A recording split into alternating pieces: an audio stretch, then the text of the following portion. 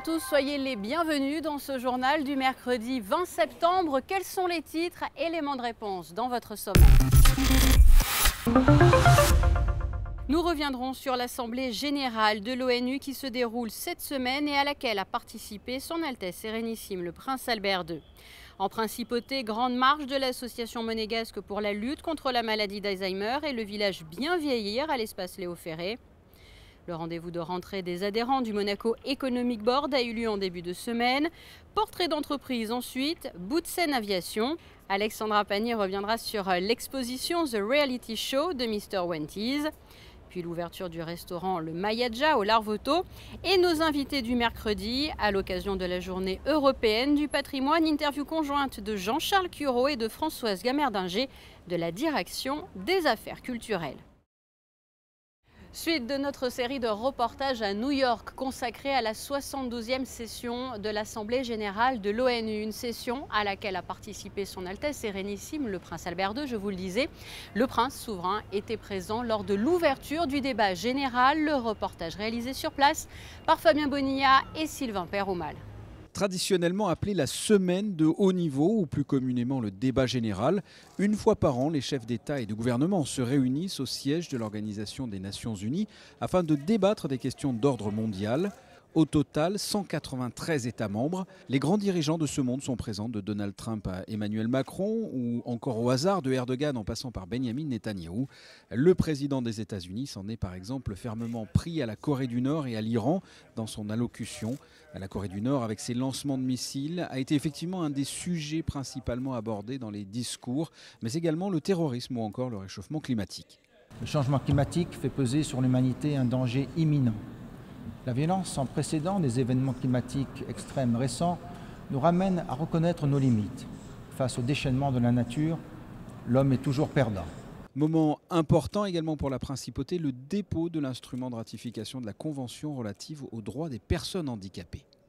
Nous avons, par ces instruments de ratification de cette convention, rejoint les 174 autres États membres des Nations Unies qui sont signataires. Cette convention vise au meilleur accompagnement, à la préservation, à l'éducation aussi, à la prise en charge des personnes handicapées et aussi de les maintenir dans leur dignité.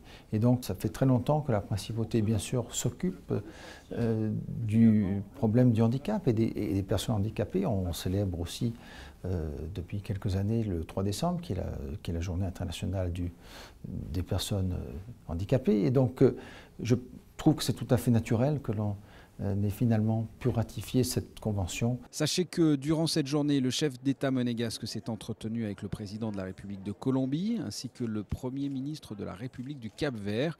2 entretiens dans le cadre de la campagne scientifique des explorations de Monaco. Enfin, dernière rencontre bilatérale, celle organisée avec le président du CIO, Thomas Bach.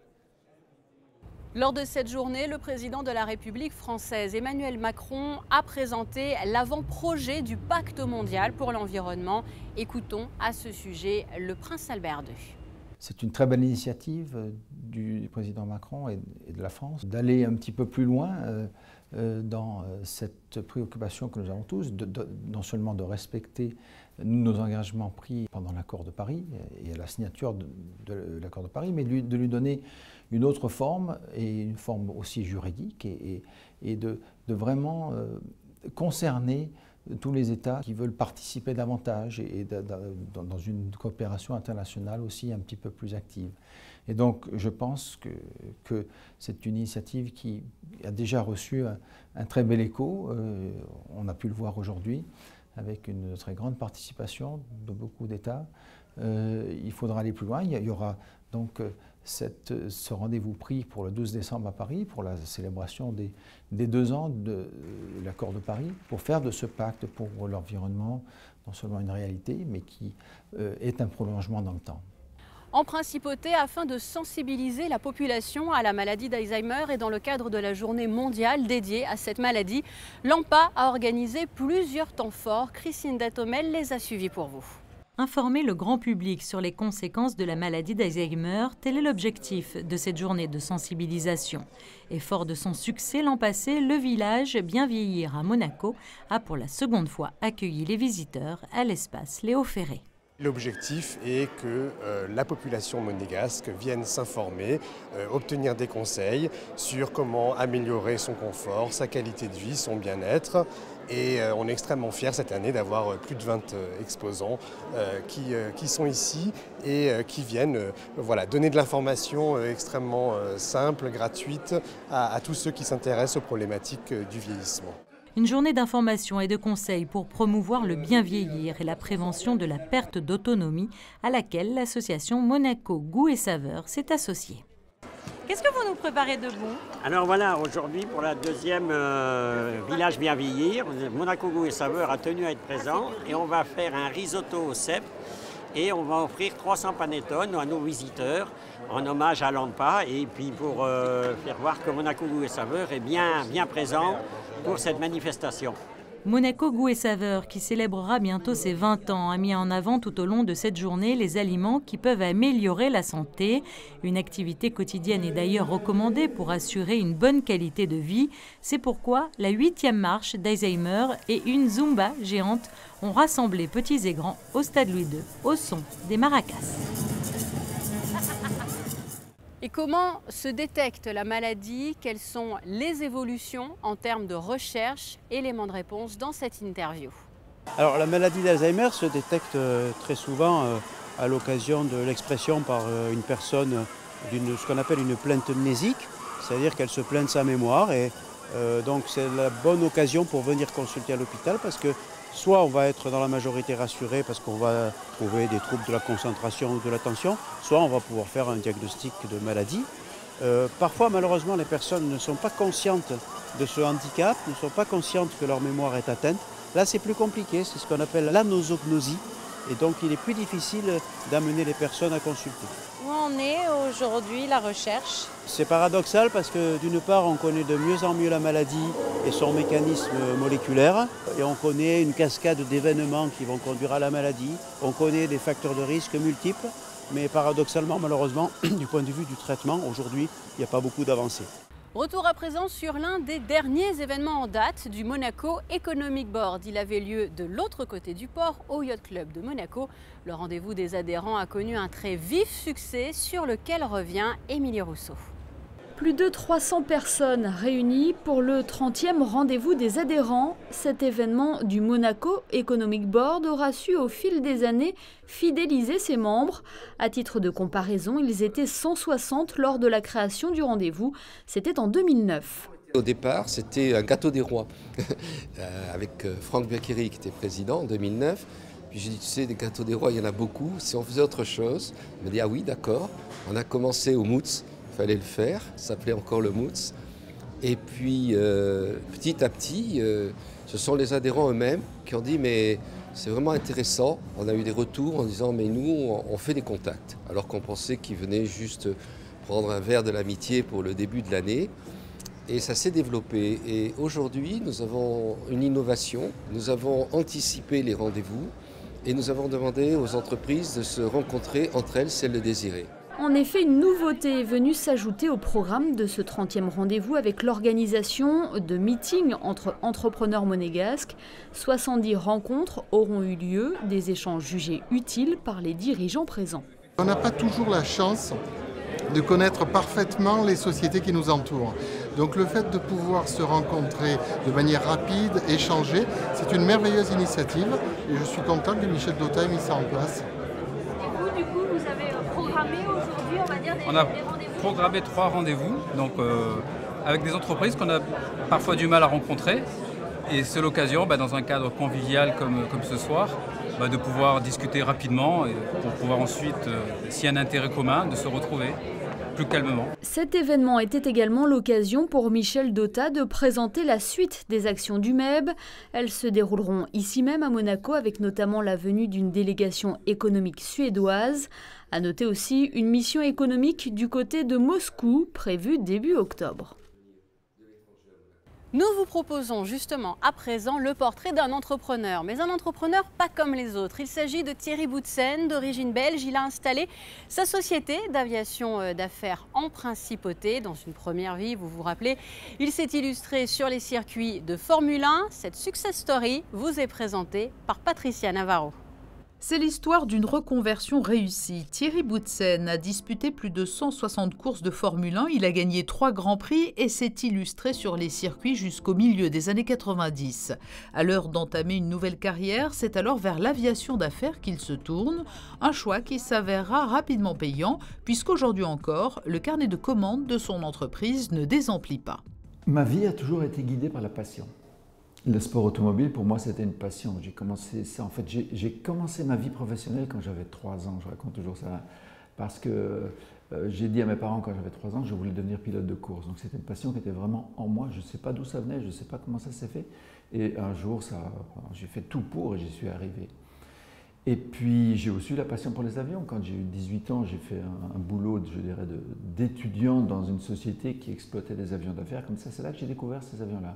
Je dis waouh, quels beaux objets, j'aimerais bien piloter ça un jour.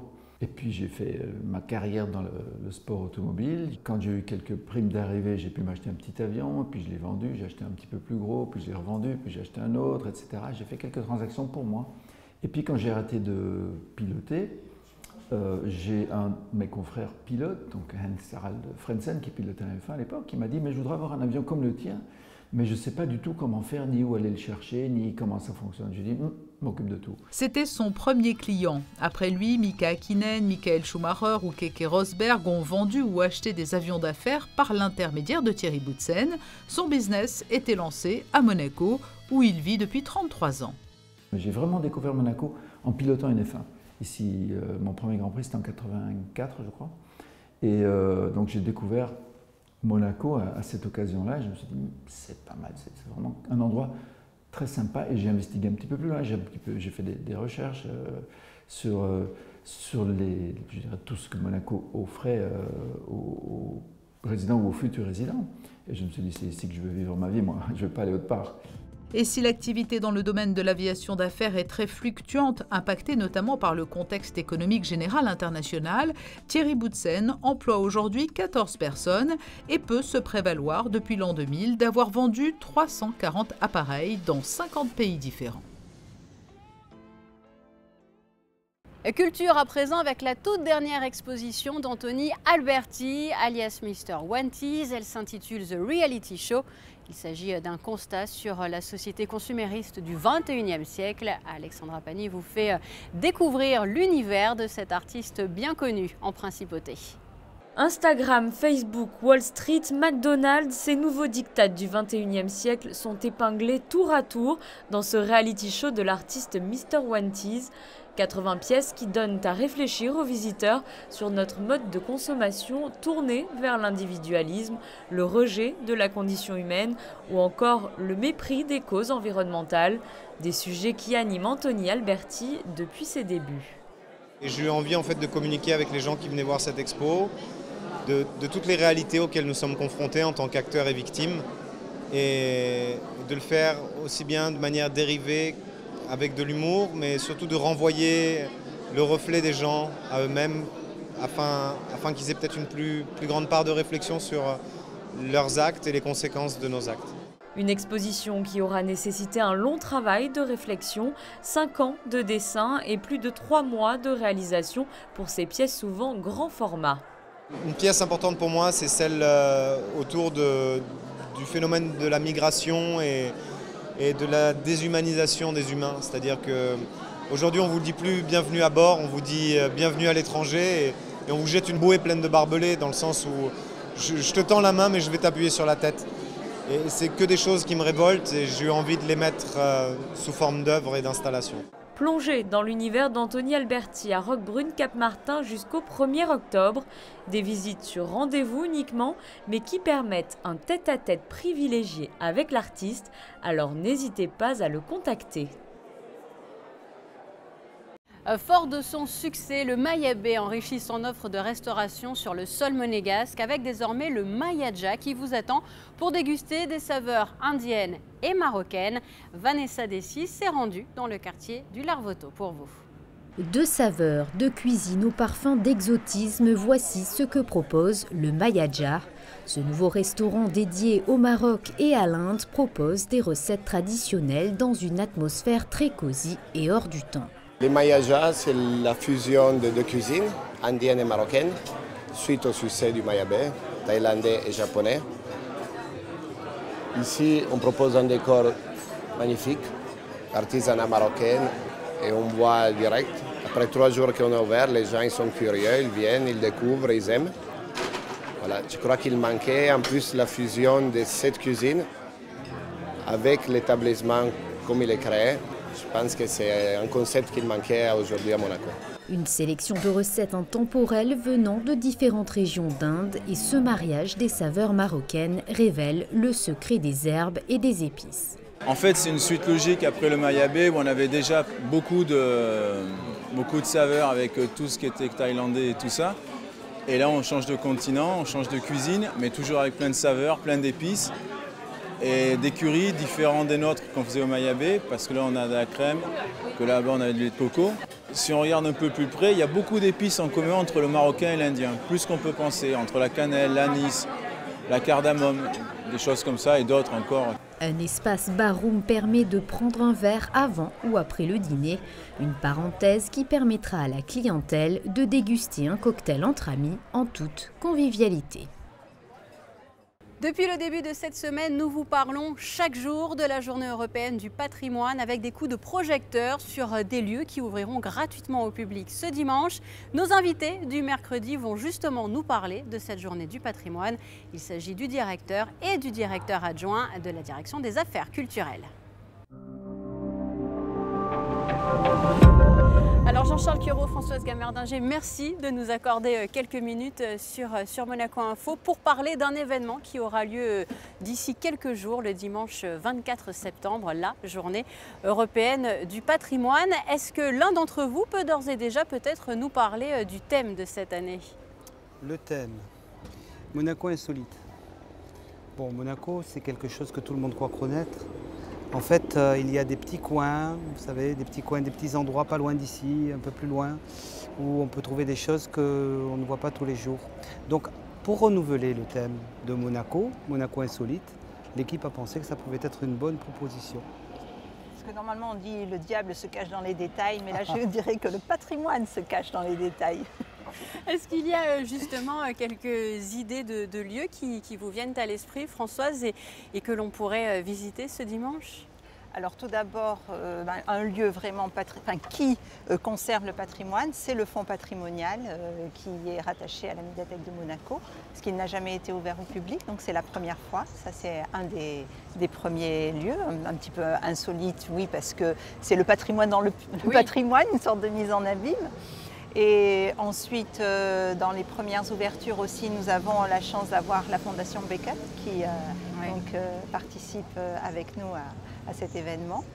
Donc là, ce seront des visites guidées en fait. Oui, tout à fait, organisées par la Fondation. L'atelier Folon aussi, qui ouvre pour le patrimoine pour la première fois. Et puis le Fort Masséna. Donc là, je donne la parole à Jean-Charles, qui est plus guerrier que moi. Voilà, il faudra être sportif en tout cas, non? Sportif, tout à fait. Et non vertigineux. Oui. Parce que la Via Alpina prend un petit morceau quand même assez impressionnant. Absolument pas dangereux, mais un peu impressionnant. Fort Masséna, donc à la tête de chien, qui a été acquis récemment par la Principauté, qui pourra être découvert à cette occasion. C'est un bel éclairage. Et on le souligne, cette visite du fort Masséna s'inscrit dans l'itinéraire transfrontalier qui est proposé la veille, le samedi 23 septembre. C'est bien cela? Absolument. Et je tiens à rappeler que c'est assez sportif. Voilà, il faut vraiment être assez en forme pour le faire. En forme, équipé. Voilà. Équipé, voilà. Avoir l'habitude de marcher. Ça ne fait que 4 km, mais il y a 300 mètres de dénivelé. Oui, quand même. Et c'est d'ailleurs encadré par le club alpin monégasque. Oui, voilà. Alors, est-ce que vous pouvez justement à cette occasion nous rappeler les grands principes de cette journée européenne du patrimoine? Alors peut-être pas l'historique de A à Z, mais en tout cas, comment sont-elles nées? Dans quel but en tout cas? Dans le but de faire découvrir le patrimoine européen. Donc c'est déjà une sorte de collaboration de tous les pays par rapport au Conseil de l'Europe. Et cette initiative entraîne une collaboration à l'intérieur de chaque pays. Et déjà, c'est ce qu'il y a de très intéressant et vraiment de passionnant chaque année de voir cette collaboration de tous les services, de toutes les entités, de tous les musées. L'enthousiasme. Et l'enthousiasme, vraiment, l'enthousiasme de participer à la découverte du patrimoine monégasque. Ça, c'est déjà un bel événement en lui-même. C'est aussi l'occasion pour chaque pays de mettre en avant. Bon, là, on a le patrimoine insolite cette année, mais par exemple, on fête aussi le bicentenaire des Carabiniers. On a le petit musée des Gardes du Prince qui va être ouvert pour l'occasion, qui ne se visite que sur rendez-vous en principe. Donc c'est une possibilité, une exposition particulière à la bibliothèque du Palais. Voilà, donc les journées du patrimoine. Une exposition particulière aussi au Théâtre Princesse Grasse. Au Théâtre Princesse Grasse, tiens, on aurait dû y penser. C'est tellement proche qu'on l'oublie. Au Théâtre Princesse Grasse, une belle exposition sur le prince Louis II, prince soldat. Ça, vraiment, il faut venir la voir. Elle ne sera pas ouverte que le jour de la journée du patrimoine, mais elle va être ouverte pour la journée du patrimoine en tout cas. Et donc voilà, c'est la mise à disposition du patrimoine et du patrimoine non accessible toute l'année au plus grand nombre. Et de manière gratuite. Gratuite, complètement gratuite. À qui, j'allais dire, sont destinées aussi ces journées? J'imagine que l'objectif n'est pas uniquement de s'adresser aux Monégasques. Non, non, c'est vraiment, je dirais presque à l'international. Oui. Et notre fichier maintenant comporte des personnes qui habitent dans la France entière et qui se déplacent pour cette journée spécialement. Parfois spécialement, oui. Oui, et au-delà d'ailleurs, hein, parce qu'on a des étrangers aussi, oui. Enfin essentiellement des Français. Oui. Ouais. Alors, peut-être rappelons-le, donc dimanche 24 septembre, ouverture grosso modo et de manière générale en début de matinée jusqu'à 9h, 17h. 9h, 10h pour certains sites, mais entre 9h et 17h. Oui. Des lieux donc insolites, vous les avez cités, et on peut peut-être aussi rappeler que les édifices, j'allais dire, traditionnels aussi, qui sont ouverts tout au long de l'année au public aussi, sont ouverts ce jour-là. Je pense notamment au NMNM par exemple, Villa Paloma, Villa Sobert.